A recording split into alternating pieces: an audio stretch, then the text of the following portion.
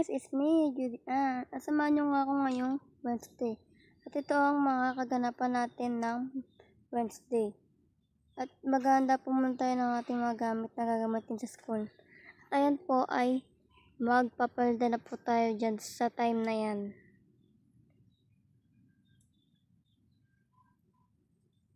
At pasensya nyo na nga guys, as wala na akong maisip na i-record, kaya panoorin nyo na lang aking sa aking video.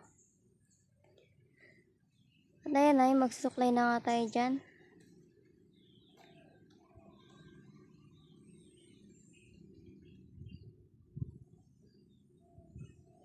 At ayan po yung gamit natin na headband.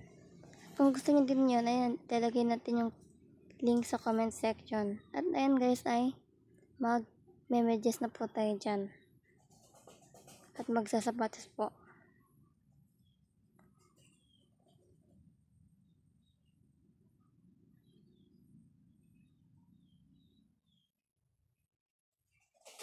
At alam niyo ba guys, late na ako nagising.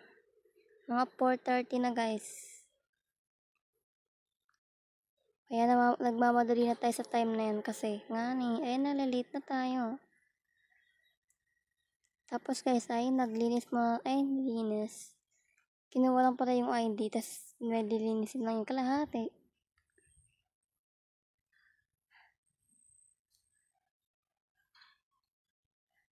And mga baon natin guys.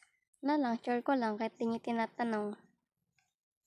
And guys, di naman makalat kaya yan. Di ko na nilinis. Nakakatamad eh.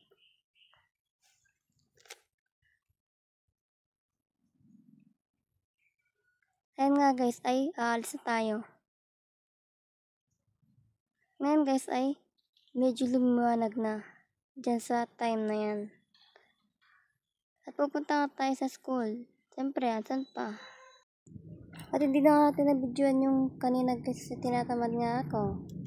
At hanggang dito na nga lang ating video guys. At kung bago pa lang sa aking page, ano pang hinintay mo, Pasko? Charis! At huwag niyo nang kalimutang i-like at i-share. Bye-bye!